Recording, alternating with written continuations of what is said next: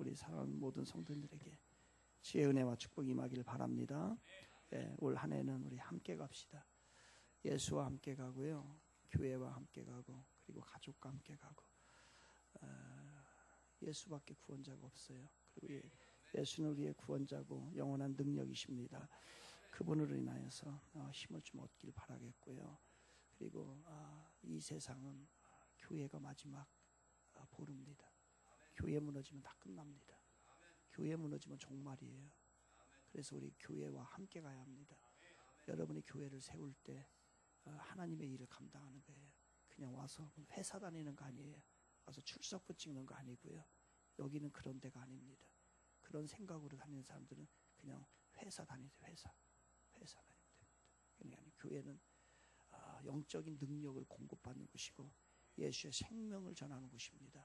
이곳에서 우리 교회와 함께 가시기 바랍니다. 그리고 나만 천국 갈 수 없잖아요. 우리 가족들, 지금 이 시간에 우리는 예배 드리는데 예배의 자리에 없는 분이 계세요. 그분들 어떻게 할 거예요? 우리가 기도하고 그분들 전도해야 합니다. 그래서 올해는 우리 가족들과 함께 갑시다. 그래서 함께, 다시 한번 함께, 함께 갑시다. 올해는 함께 합시다. 오늘 기도 제목은요, 설교 제목입니다. 죄송합니다. 깨어진 밑바닥에서 솟아오르는 하나님의 은혜. 같이 해볼까요? 시작. 깨어진 밑바닥에서, 다 깨진 데서 다시 솟아오르는 하나님의 은혜가 있다면 얼마나 좋을까. 있겠죠. 길이 있으니까 이 제목을 선택했을 거 아니에요. 영국의 천재 작가가 있었어요. 그 사람이 오스카 와일드라고 하는 사람입니다.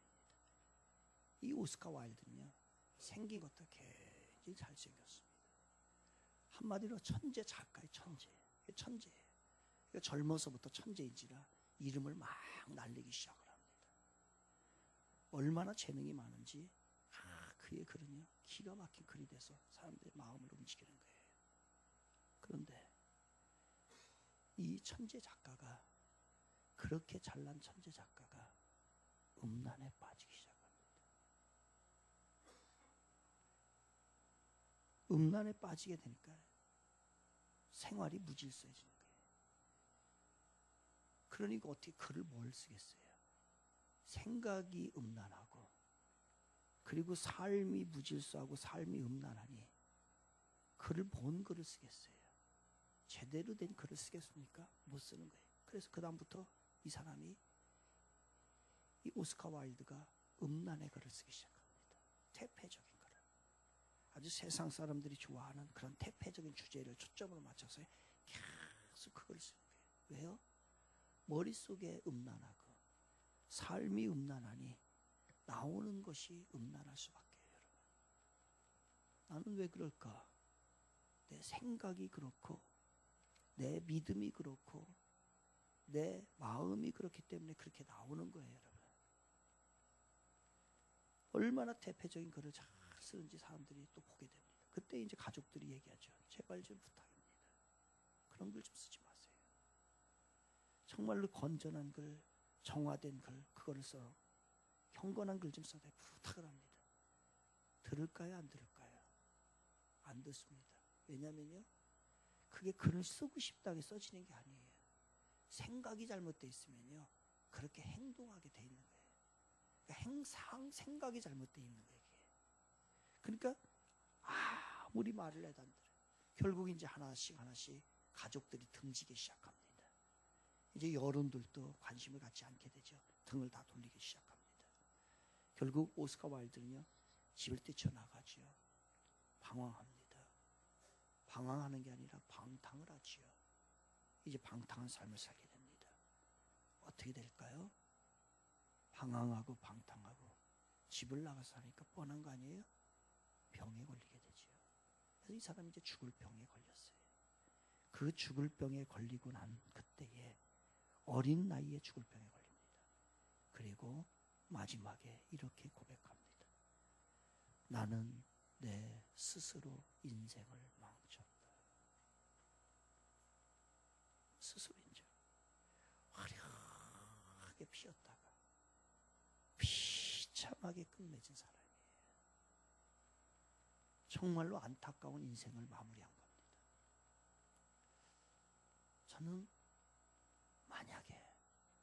저는 그럴 수 있다고 생각을 합니다. 우리가 죄악 가운데 갈 수도 있고 죄를 지을 수도 있고 음탕한 곳에 빠질 수도 있다고 생각합니다. 그런데 거기에서 인생이 마무리되면 안 된다는 거예요. 만약에 이 사람이 그것을 뛰어넘어 다시 시작해서 다시 재기할 수 있었던 인생이라고 한다면 이 사람은 얼마나 좋았을까? 얼마나 좋았을까? 그런데 이 사람은 방탕에 빠진 게 문제가 아니고 거기에서 재기하지 못하고 인생이 비참한 인생으로 끝났다는 게 문제인 거예요. 너무너무 아쉬워요.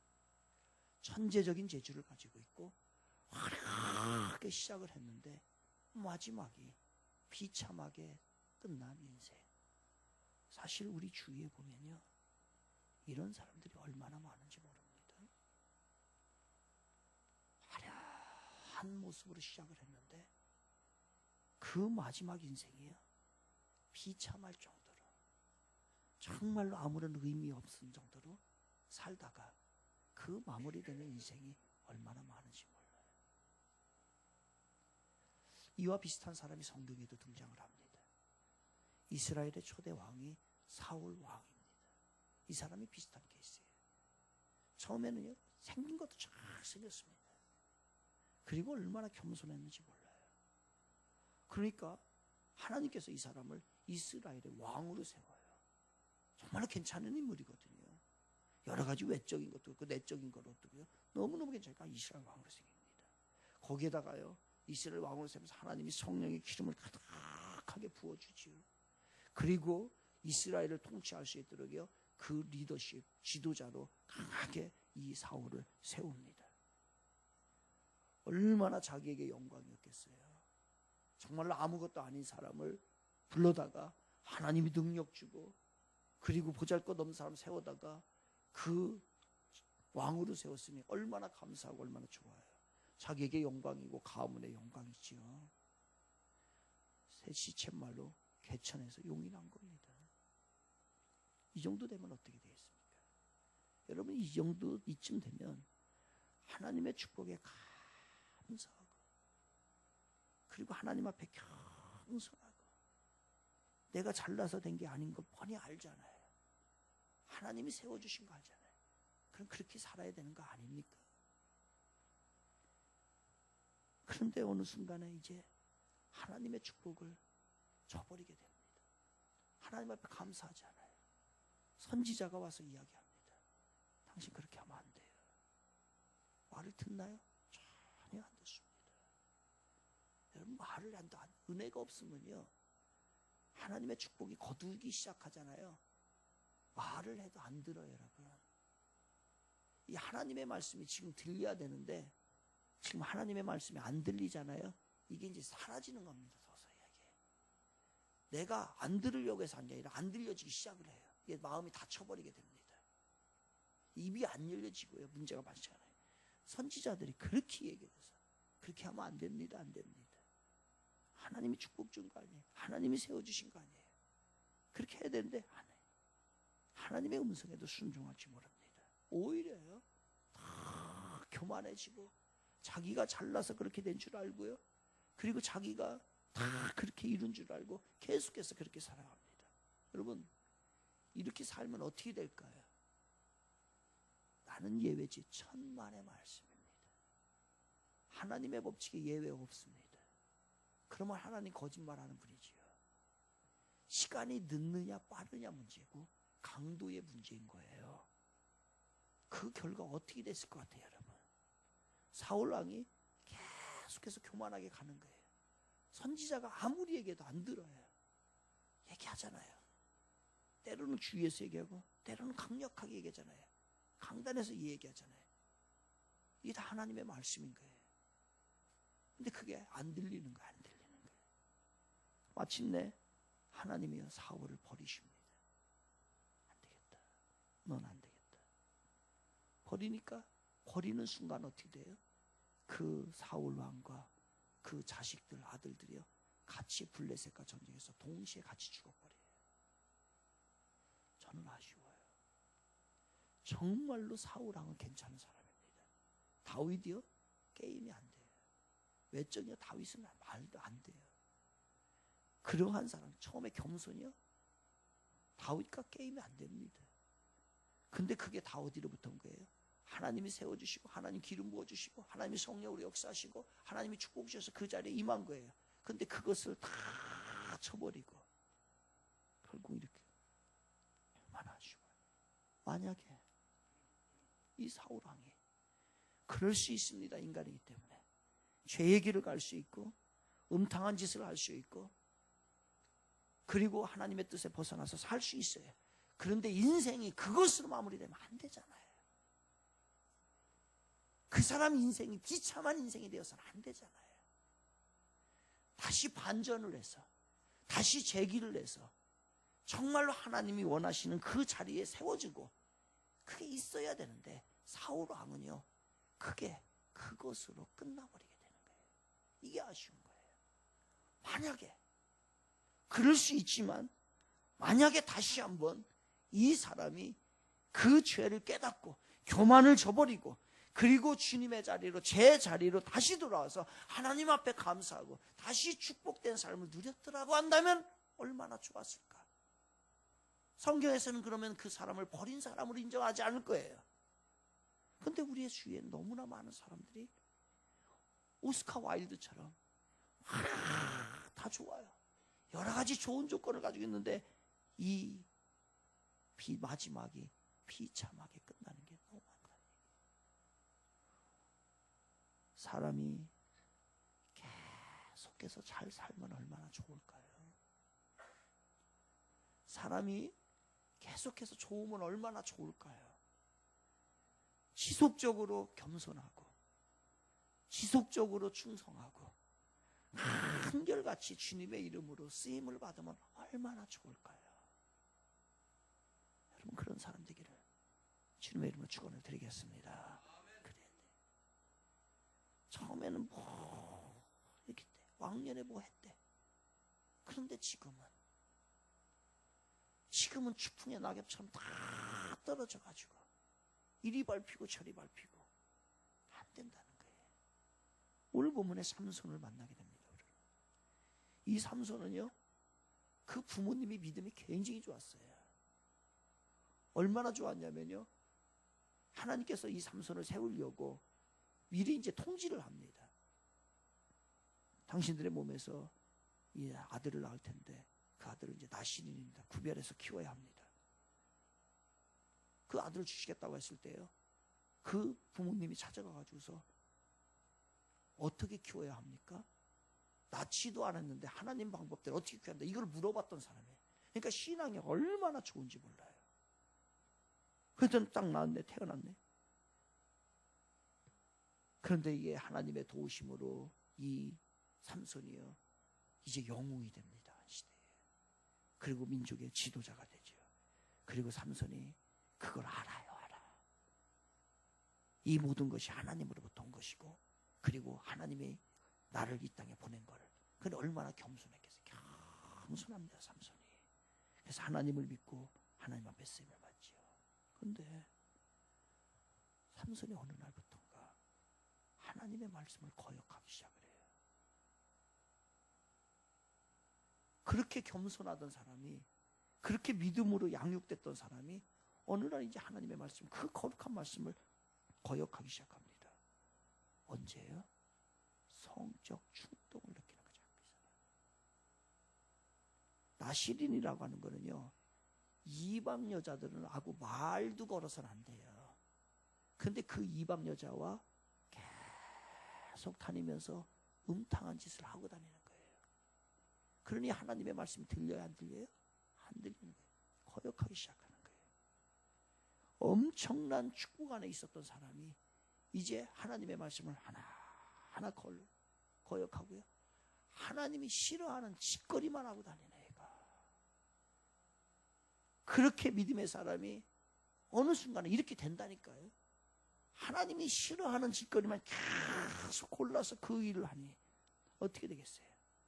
스스로 이제 세상에 자기가 자기 몸과 영혼을요 스스로 세상 앞에 던져버리는 거예요. 주님이 축복 준 그 영혼을, 그 삶을요 자기가 팽개쳐버리고 그것을 세상으로 던져버립니다. 어떻게 될까요? 여러분 이렇게 살면 어떻게 될까요? 하나님의 말씀이 안 들리고 하나님이 뜻을 알면서도 행하지 않고 주님이 우리에게 기대가 있는데 그 기대에 못 미치는 삶을 살면 어떻게 될까요, 여러분? 똑같아요. 결과는 똑같다니까요. 결과 똑같다니까요. 어떻게 됐어요? 삼손이 망가지기 시작하는 거예요. 그래서 삼손의 인생이 급기야 망가집니다. 여러분, 사람이 무엇으로 망가지는 줄 아십니까? 나의 인생을 무엇이 가장 잘 배신한 줄 아세요? 여러분이 가장 소중하게 여겼던 것이 여러분을 배신합니다. 여러분이 한평생 가장 중요하게 여기고요. 가장 중요하게 사랑했던 것이 여러분을 배신합니다. 여러분이 한평생 돈을 위해서 살잖아요. 반드시 돈이 여러분 배신합니다.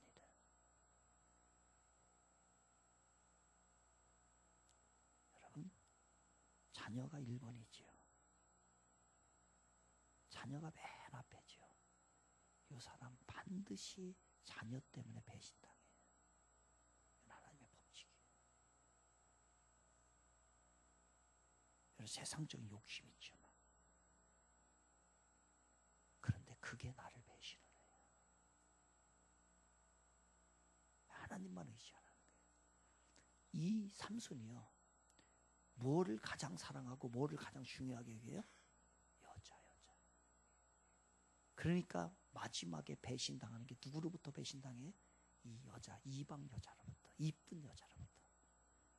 그렇게 매력적인 여자로부터 배신을 당하기 시작을 하는데 바로 이 여인이, 이방 여인이 삼손의 머리털을 다 깎게 만들고 그리고 그가 가지고 있었던 힘을 다 잃어버리게 만들고 심지어는요 이 눈이 다 빠지게 만들어서 앞을 보지 못하게 만드는 게 바로 자기가 가장 사랑했던 그 이방 여자인 것입니다. 여러분, 지금 여러분이 가장 소중한 것, 하나님 이외에 다른 것이 가장 소중하게 여긴 걸 꽉 잡으세요. 그러면 조금 있으면 이게 여러분 배신합니다.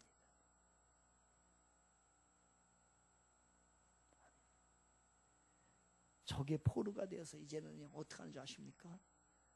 배신을 당해서 나중에는 정말 이렇게 된다니까요. 멧돼지, 큰 멧돼지요. 요만한 멧돼지 아니에요? 큰 멧돼지. 짐승이 말이나 소가 밀어야만이, 끌어야만이 돌릴 수 있는 그러한 멧돼지인 거예요. 그러니까 이거는 사람이 할 수 있는 일이 아니고 짐승들이 하는 일입니다. 그런데 그 일을 누가 하는 거예요? 삼손이야, 삼손. 그 짐승이 하는 일을 삼손이 하게 되는 거예요. 이렇게 비참한 인생으로, 치욕의 인생으로 마무리가 됩니다. 한때의 영웅이 치욕의 주인공이 돼버린 거예요. 그 이야기를 21절에서 설명하고 있잖아요. 21절 같이 읽겠습니다. 시작. 블레셋 사람들이 그를 붙잡아 그의 눈을 빼고 끌고 가사에 내려가 놋줄로 매고 그에게 옥에서 맷돌을 돌리게 하였더라. 아멘. 이렇게 된다.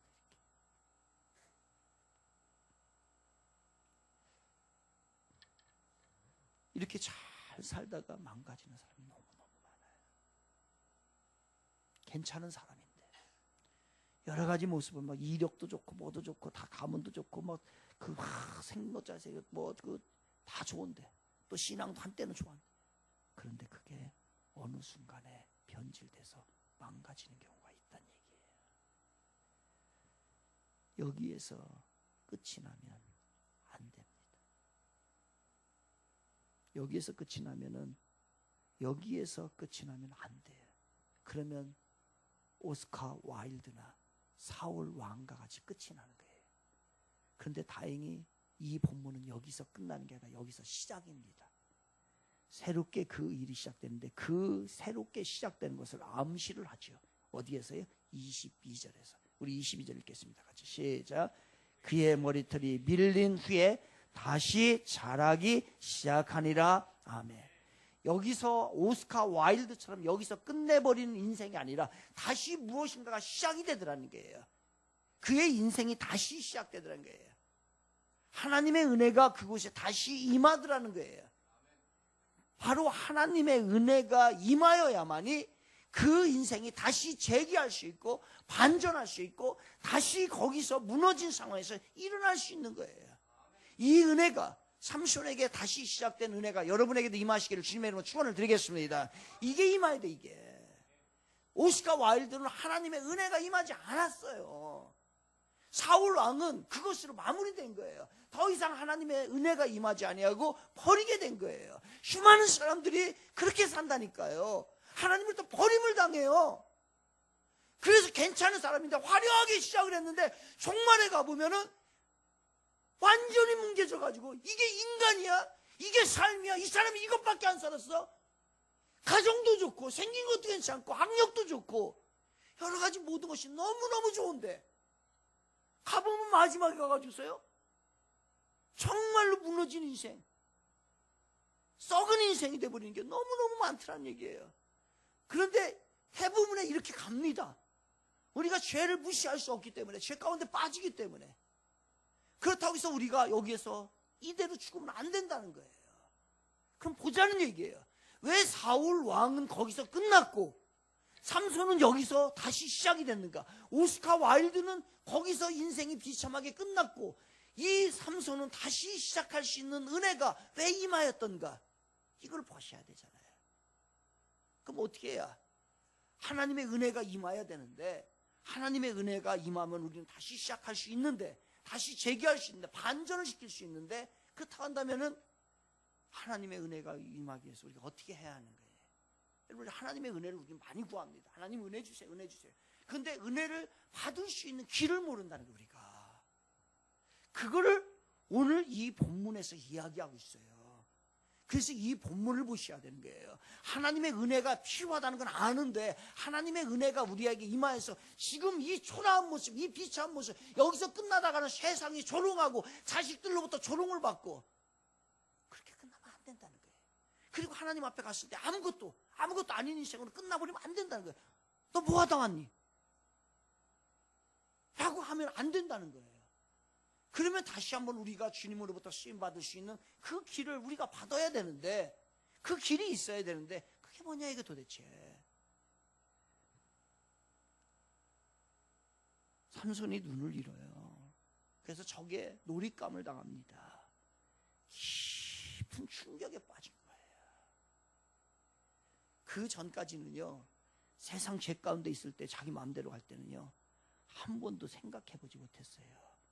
뭐를요? 자기의 부족함을. 삼손, 이 사사기를 지금 보고 있잖아요, 새벽에. 삼손은 참 특이한 인물이에요. 군대를 거느리지 않고 혼자 가서 싸웁니다. 다른 사람들은 다 군대, 기도는 군대 가지고 갔잖아요.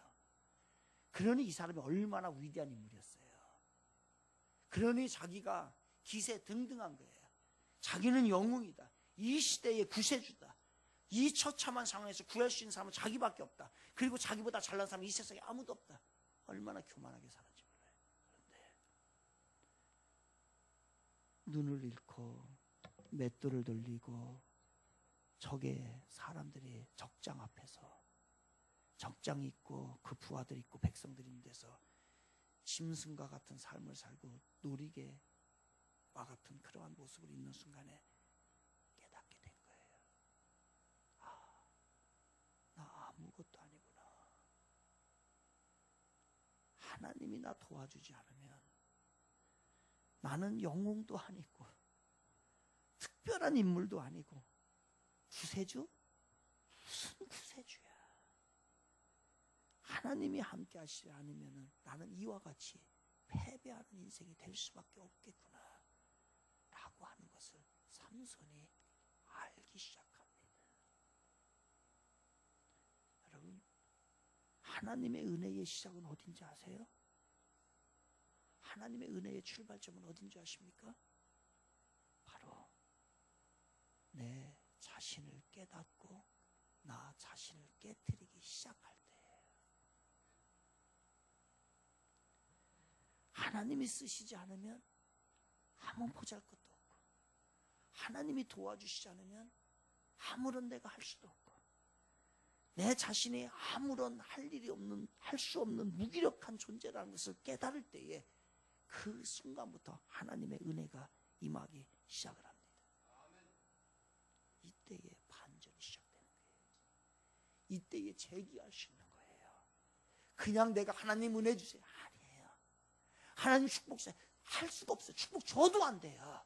쓰레기 돼버려요. 안 된다는 얘기예요. 하나님은요, 반전의 은혜를 아무에게 주지 않습니다. 달라고 한다고 다 주는 게 아니에요. 철저히 자기를 깨트리고 정말로 하나님이 아니고서는 아무것도 할 수 없다는 그 고백을 하나님 앞에 올려드릴 때에 그때의 반전의 기회가 우리에게 임하는 겁니다. 하나님의 백성이 자기 허상에 빠져서 교만의 껍데기를 깨지 못하고 여전히 그 안에 갇혀 있으면요, 줘도 못 받아요.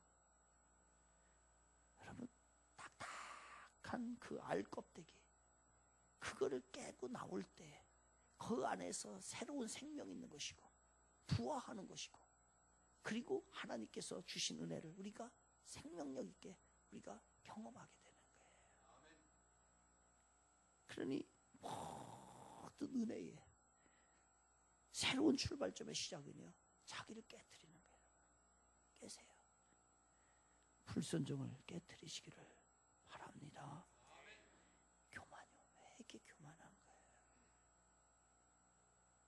그 교만을 깨트리시기 바랍니다. 세상을 쫓는 그 허상들, 다 허상이에요. 그거 안 돼. 그 껍데기에 계속 갇혀 있으면요, 그 안을 보지 세상, 주님의 이 놀라운 세상을 보지 못하는 거예요. 하나님의 은혜를 체험하지 못하는 거예요. 이러할 때에 하나님, 그래서 사람에게요, 하나님이 이 은혜를 줘야 되는데 이걸 깨트려야 되는데, 그래서 가끔 하나님이 충격을 주고 상처를 줘요, 여러분에게. 그래서 문제가 발생을 하는 거예요. 나에게 문제가 발생했다. 이건 뭐예요? 내가 깨트릴 게 있구나. 지금 내가 무슨 깨달음이 있구나. 이것을 하나님이 주시고자 하시는 경고인 거예요. 우리 주혜가, 우리 딸내미가 다리가 부러졌어요. 지난주에 다리가 똑 부러진 거예요. 그래가지고서 수업을 받아야 되는데 얼마나 이게 불편해. 강의실 왔다 갔다 해야 되는데 다리 이제 퉁퉁퉁퉁 버가지고. 그러니까 얘가, 우리 딸 주혜가 이런 걸 하는 거예요. 이렇게, 왜 나에게 이런 시련을 주시나이까 하나님. 왜 자기에게 이런 고난이 있냐 이거예요. 그래서 제 아내가 옆에서 얘기하더라. 지 엄마가, 하나님이 깨달음이 있겠지. 너 요즘에 하나님 의지하지 않고 그리고 기도하지 않고 그런 모습 아니었냐. 다시 기도해 줘라. 네가 어떻게 혼자 살아. 하나님 의지하고. 그 하나님의 은혜가 우리 주에게는 많았거든요. 걱정은 안 해요. 저는 정말로 필요에 따라서 막 하나님이 보지. 그러니까 얘가 이제 교만했을 수도 있는 거예요. 그러니까 자그마한 시련이 왔을 때, 하나님 이런 시련이 나에게 왜 있습니까? 그래서 지금도 이렇게 그만큼 고민하는 거예요. 아니야, 너 더 하나님 앞에 의지하고 너 네 능력을 할 수 없어. 하나님 앞에 기도해. 우리 따라해 봅시다. 나를 깨트리면 하나님의 은혜가 임합니다. 진짜요. 나를 깨트리면 그때 하나님의 은혜가 임하는 거예요. 삼손은 나시린은요, 법이 있어요. 법이 지켜야 될 법이, 생활의 규칙이 있어요. 이건 해도 되고 이건 안 해도 되고 이런 법이 있습니다. 그러니까 나시린으로 태어난 거예요. 똑같은 거 우리 그리스도인들도요. 우리 그리스도인은요, 똑같이 세상 사람들과 똑같이 사는 게 아니에요. 법이 달라요. 그렇게 살라고 우리에게 여기 자리에 불러준 거예요. 예수님의 핏값이 있는 이 자리에 아무나 불러주는 게 아니에요. 여러분 아무나 이 자리에 옵니까? 못 와요. 이제 그 문은 점점점 좁아집니다. 그런데 이 자리에 온 거예요. 왜? 그냥 너희들 그냥 여기 회사 출석하는 거 아니라니까요. 출석하면 복을 줘. 이게 아닌 거예요. 예수 그리스도의 핏값으로 우리를 구원해서 이 자리에 있는 거예요. 그러면은 그 사람들에게는 뭘 요구하느냐? 그렇게 살아야 될 법이 있다는 거예요. 그리스도인들의 생활이 있는 거예요. 그렇게 살아야 돼요. 똑같이 살면 안 되는 거예요. 그게 나시린으로도 보내줬어요. 그럼 나시린으로서 해야 될 일이 있고 하지 말아야 될 일이 있어요. 그런데 그렇게 살지 않았잖아요. 그러고 나니까 깨닫게 된 거예요. 삼손이 이렇게 살라고 했는데 이렇게 살지 못한 거예요. 그때에 삼손이 내가 잘못 살았구나. 그 맷돌을 돌리면서 거기서 느낍니다. 나 잘못 살았구나. 눈물을 펑펑 흘리면서 하나님 잘못했습니다. 회개하기 시작합니다. 하나님이 얼마나 회개를 기뻐하는 줄 아세요? 누가복음 15장 7절에 이런 말씀이 나와요. 내가 너희에게 이르는 이와 같이 죄인 한 사람이 회개하면 하늘에서는 회개할 수 없는 의인 99으로 말미암아 기뻐하는 것보다 더하리라. 이 말이 무슨 말이에요? 의인 99이 그 사람들로 인해서 하나님이 기뻐하는 것이 아니라 죄가 있는 곳에서 그 죄를 회개하고 돌아온 그 사람을 보고서 의인 99이 있는 것보다 하나님은 더 기뻐한다는 거예요. 그러니 하나님이 기뻐하는 것이냐, 뭐를 기뻐하시냐? 회개하는 것을 기뻐합니다. 여러분, 이렇게 기뻐하는 회개를 안 하잖아요. 우리가 철저하게 잘못된 거 그냥 다 덮어버려요. 그리고 하나님 축복 주셔야 하나님 은혜 주셔야 안 되는 거예요. 올 수가 없는 거예요. 왜? 통로가 막혀 있는데 어디 와요? 여러분 이 지저분한 똥 묻은 그릇에 밥 달라고 해서 줍니까? 그게 큰 그릇일 줄 알아도 안 된다는 얘기예요. 철저하게 씻고 그래야 그곳에 부어줄 때 그게 음식이 되는 것이지, 똥 묻은 그릇에 음식을 부어주면 그게 음식이냐고요? 쓰레기지요. 안 되는 거예요. 그래서 우리 주님이 그렇게 기뻐하는 거예요. 뭐를요? 회개하는 거예요. 여러분 다른 거 기도하지 마세요. 보면은 막 그냥 뭐 이것 주세요, 저것 주세요, 이거는요 회개가 된 다음에 하는 거예요. 그러니까 안 돼. 하나님의 은혜가 임하지 않는 거예요. 은혜가 필요하다는 거 알아요. 다 우리는 다 아는데 이게 안 오는 거야. 왜 그러냐면요, 안 닦였으니까. 여러분 회개에는 장점이 있어요. 회개하면 영혼이 맑아집니다. 믿으시면 아멘 하시기 바랍니다. 생각이 달라져요. 생각이 깨끗해집니다. 회개가 안 되면 생각이 여전히 더러워요. 누구처럼? 오스칼 와일드처럼. 왜냐하면 생활이 그러니까 여기도 이게 나 있는 게 뭐가 있겠어요? 똑같은 거예요. 마음이 순수해지는 거예요. 그래서 회개 시간은 무슨 시간이다? 청소 시간이에요. 청소 시간. 여러분 청소하시기 바랍니다. 청소 안 하고 손님 오게 하냐고요? 안 하잖아요. 요즘 대신방이라 집집마다 난리 났어요. 청소 안 하고. 목사님마다 지금 평소엔 돼지우리깡 같았죠? 그죠? 안 봐도 뻔히 알아요. 가보면 어찌 그렇게 하루날 차이로 그렇게 반짝반짝하는지 몰라요. 그렇게 하고서 사람을 오라고 하겠냐고요. 그러한 곳에 성령님을 모시겠냐고요. 하나님의 은혜를 구하겠냐고요. 은혜가 간다 할지라도 그게 뒤죽박죽 돼가지고서 은혜인지 세상인지 알 수가 없는 거예요. 그래서 하나님의 은혜는 깨끗해지잖아요. 목사님 어떻게 깨끗해졌는지 알 수 있어요. 알 수 있어요. 어떻게 알아요? 자신감이 생겨요. 깨끗해지잖아요. 그 다음부터 자신감이 생겨요. 용기가 생겨요. 더러우면요 자신감으로 주축 보면 알아요. 제 눈을 이렇게 마주치지도 못해요. 교인들 보면요 눈 마주치지도 못해요. 분명히 뭐 문제 있어요. 제대로 신앙생활하지 않는 거예요. 그런데 제대로 신앙생활하는 사람은요 당당합니다. 부를 때도 당당하고요. 그리고 뭐든지 당당해요. 그런데 그게 안 된 사람은요 맨날 나만 피해 다녀요. 신방도 안 해. 안에 문제가 있어요. 해결해야 되는데 해결 안 하면 문제가 있는 거예요 지금. 그러니까 오는 거 접근하는 게 싫은 거예요. 제가 여러분의 매일같이 여러분의 영적 상태를 제가 다 점검하고 있는데 매일 그 일만 하는데 모르겠냐고.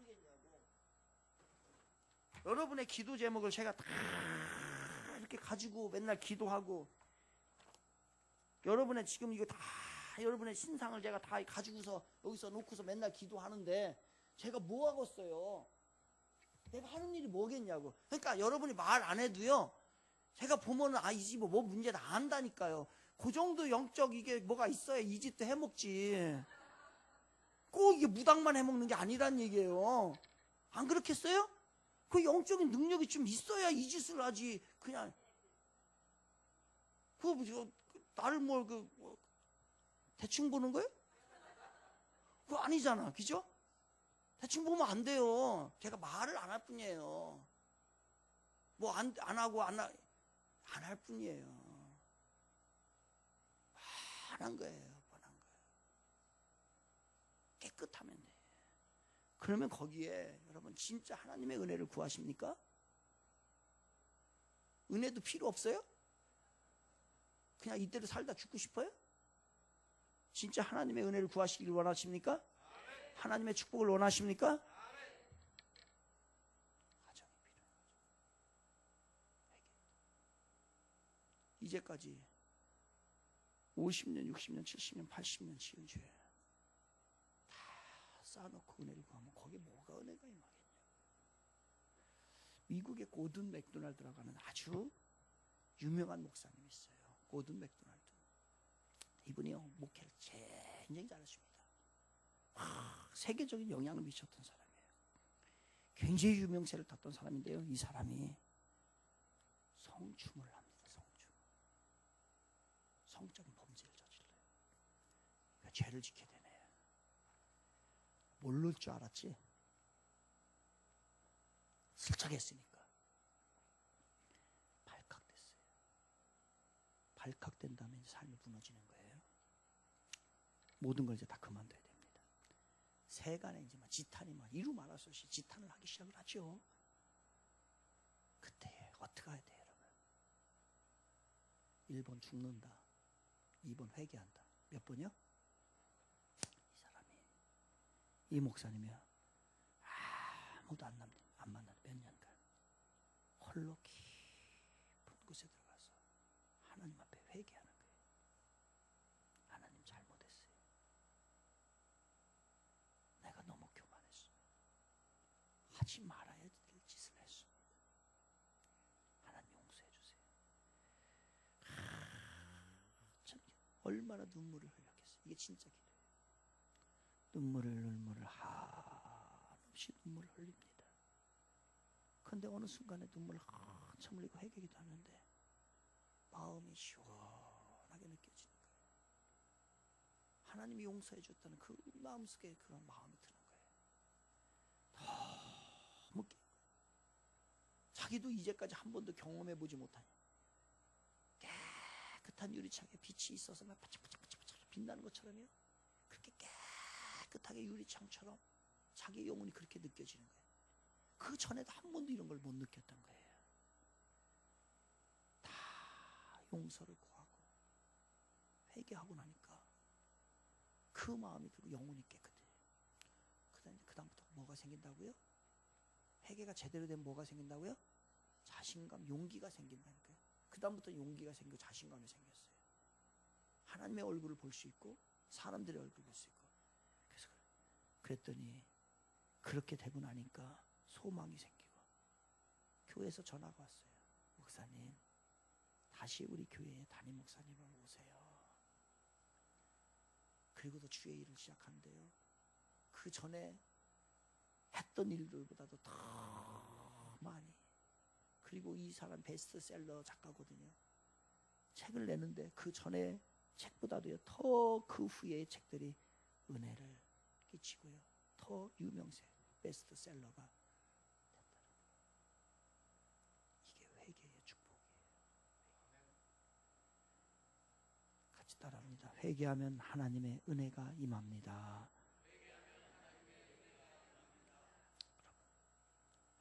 앞에 쓰임 받고 싶으세요? 하나님의 은혜를 체험하고 싶으세요?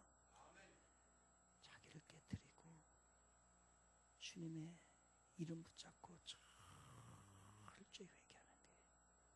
그러면 영혼이 맑아지고 그리고 용기가 생기고 자신감이 생기고 그때에 마지막으로 여러분이 해야 할 게 있어요. 그때 가서 기도하세요. 우리가 말하는 그때 가서 부르짖어 기도하면 하나님 앞에 기도하면 그때 그 하나님이 응답해 주십니다. 바로 삼손이에요. 자기 다 깨뜨렸어요. 그리고 철저히 회개하고 눈물을 펑펑 흘리면서 맷돌을 돌리면서 회개하는 거예요. 그리고 난 다음에 하나님 앞에 기도합니다. 하나님, 나 한 번만 더 사용해 주세요. 하나님, 저 좀 생각해 주세요. 하나님의 영광을 위해서 부름받은 자인데 그렇게 살지 못했습니다. 한 번만 내가 주의 영광을 위해서 제가 쓰임 받고 싶습니다. 하나님, 무시하지 마주세요. 다시 한번 유종의 미를 진짜 제대로 한번 거둘 수 있도록 나 좀 살려주세요. 라고 하나님 앞에 간절히 기도합니다. 바로 그 순간에 자기를 깨뜨리고 회개하고 기도하는 그 순간에 하나님이 응답해 주시는데요. 그 전에 있었던 힘보다도 능력보다도 사용했던 것보다도 더 크게 사용합니다. 얘야, 나 좀 눈이 빠져서 안 보인다. 나 좀 저 기둥, 양쪽 기둥 있지? 기둥에다가 좀 데려다 줘라. 기둥을 잡고서 하나님 한 번 사용해 주세요. 그 기둥을 확 밀어버리죠. 그랬더니 그 전에 살았을 때 그가 한 업적보다도 죽인 사람의 숫자보다도 그 한순간에 죽였던 사람이 더 많았다라고 성경은 고백하고 있는 것입니다. 절대적인 하나님의 은혜. 깨어진 밑바닥에서 솟아오르는 하나님의 은혜. 여러분 체험하시기를 바랍니다. 이대로 마무리하고 싶으세요? 인생을? 그래서 여러분이 떠난 다음에 많은 사람들의 조롱을 받고 싶으세요? 그렇게 살 수는 없잖아요. 사도 바울도 처음에는 교만했고 정말로 바늘로 찔러도 피 한 방울 안 날 그런 악동이었어요. 독종이었어요. 그가 하나님의 은혜를 받고 쓰임을 받기 시작합니다. 그 다음부터 이 사도 바울이 고백하는 거예요. 나는 죽고 주는 살고 나는 없고 주만 있고. 그 다음부터 하나님이 이 사람을 쓰기 시작하는데요. 그래서 그가 갈라디아서 2장 20절에서 이렇게 고백을 하잖아요. 내가 그리스도와 함께 십자가에 못 박혔나니 그런즉 이제는 내가 사는 것이 아니에요. 오직 내 안에 그리스도께서 사시는 것이라. 이제 내가 육체 가운데 사는 것은 나를 사랑하사 나를 위하여 자기 자신을 버리신 하나님의 아들을 믿는 믿음 안에서 사는 것이라. 나는 죽고 주는 살고 나는 없고 주는 있고. 그러할 때에 바로 하나님의 은혜가 임하는 거예요. 그 은혜가 임할 때 우리는 다시 반전을 가져올 수 있고 재기할 수 있고 지금 삶에서 다시 하나님 앞에 쓰임 받을 수 있는 것입니다. 깨어진 밑바닥에서 솟아오르는 그 하나님의 은혜를 우리 사랑하는 청지기 성도 여러분 모두 경험하시기를 주님의 이름으로 축원을 드리겠습니다.